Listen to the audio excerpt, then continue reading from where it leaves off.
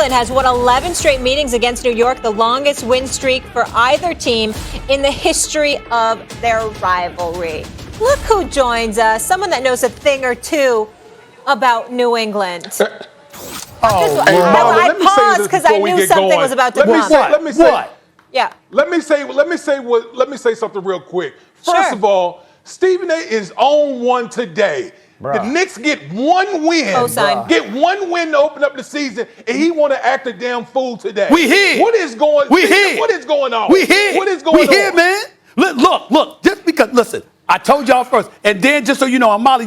Molly, watch your mouth, Miss Yukon. Watch it. I just said y'all we're here. I was supporting you and Dan, y'all won a game for the first time in a decade. Let's be quiet. Here's the deal, y'all. Stephen A, I checked out what Winston-Salem State's football record was this year and how them games going, so you could be quiet on that. We'll keep that between us. We keep that between us. I love you, Dan. Get him. He's not supposed to know that. He's not supposed to know that. He's not supposed to know that. All right. Let me get back. I'll deal with you later, Dan. Let me get back to Damien or something, all right? Look, man, Knicks first, New York always. That's my philosophy when it comes to basketball. Knicks first, New York always. So if the Knicks go down, I'm going to be rooting for Brooklyn, but only after the Knicks go down. And here's the bottom line. We here, bro. We here, okay? We here. You should appreciate that, Mr. Islander. You know, Damien's a hockey fan. Yeah, what's wrong with that? When he's not playing the piano. Excuse me, when he's not playing the piano, trying to be Mozart. Here? All right, that's what he's trying to do. I'm not picking up what you're putting down. That's what he's doing.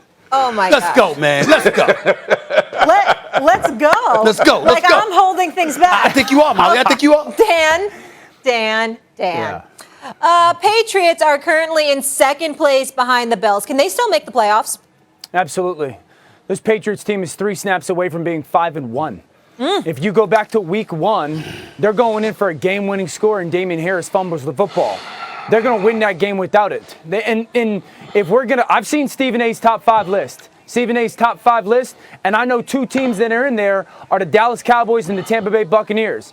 The Patriots are 2 snaps away from beating both of those teams. But they lost. We're going to live in. But if we're going to live in a world where those are top 5 teams, then we got to live in a world where the Patriots are better than their 2. I'm not one that subscribes to the you are what your record are. We're too early in the season to believe in that. I think that they're 3 snaps away from being 5-1, 2 realistic snaps away from being a 4-2 football team. I think their defense is playing really good. They're giving up like 20, 21 points a game. They're challenging offenses. If their offense, led by Mac Jones, continues to get better, and really, D. Wood, you know this, focuses on playing better football in the red zone. They're not scoring touchdowns right now. If they get 1 possession better in the red zone, this team can go make a run. I think their season comes down to week 9, week 10, and week 11. And that stretch, they play the Chargers, they play the Panthers, and they play the Cleveland Browns. If they find a way to win 2 out of the 3 of that stretch, they are going to make the playoffs. I think the Patriots are a dark horse in the AFC. Let me tell you why I totally disagree with you. I don't believe it's going to happen.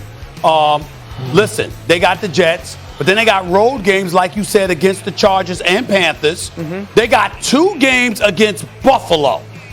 They got a game at Indy, okay? And I think whether it's the Jets or Miami, somebody at least steals 1 game from them.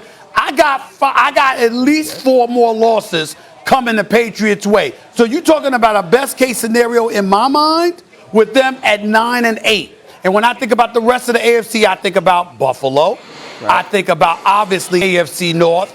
I think about Tennessee in the South. I think about not just Kansas City, but the Raiders in the West. I don't see it. I really don't see it.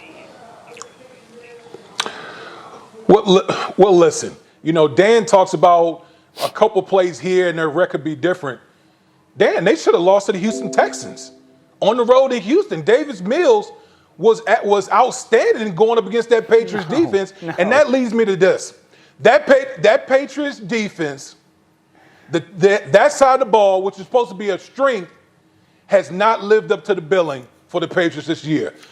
Okay, you got Mac Jones, a rookie, who, in my opinion, may be the one bright spot of the Patriots right now. Their offensive line is not playing well. They can't protect the quarterback. We saw that against the Dallas Cowboys. We've seen that against the New Orleans Saints. Their defense, the side of the ball that we thought coming in would be lauded with Dante Hightower, coming back off of last year, the whole COVID situation.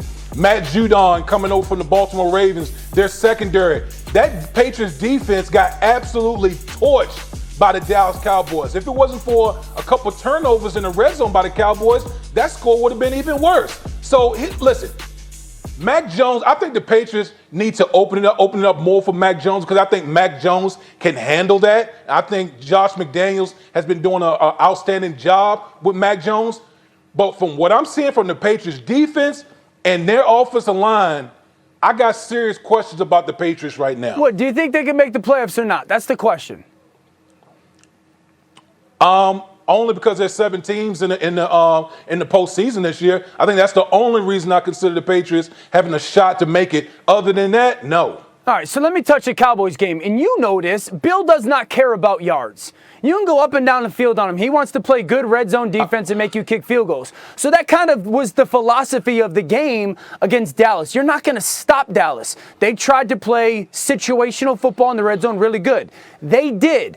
Dallas is a very good football team. The Houston game was 14-0 like that because, on a 3rd and 2, there was a jump ball touchdown by Davis Mills and a flea flicker touchdown. That defense played really good the last 3 quarters of that football game. So I don't think that the Houston game was as close after those kind of 2 situational plays than the score led it on to be.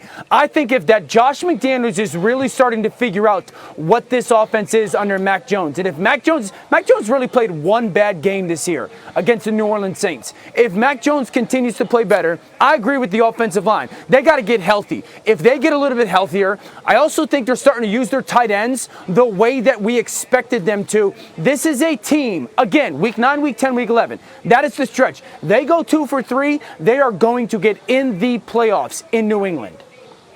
I can't say it. Like I said, I think I agree with Damian. If you're talking about a 7th team, that's the only reason they have a shot. They're certainly nowhere near one of the top 6 teams in the AFC. And I just look at them right now and some of the struggles that they've had. I understand that they've played competitive football, but there have been too many moments at times where they've showed some of their youth, having a rookie at the quarterback position, being bereft of elite talent at the wide out spot. I'm just looking at them from the standpoint that offensively, I just don't have that level of belief in them when I scour the AFC conference right now. I'm just looking at them right now. I got Tennessee. I got Buffalo. I'm looking at Baltimore, Cincinnati, Pittsburgh, and Cleveland. Okay, I'm just looking at all of that, and I'm looking at the Chargers and the Raiders. So I'm just looking at all of them. You're taking Cincinnati and the Pittsburgh Steelers over the Patriots? I'm saying to you that based on what I'm seeing, yes.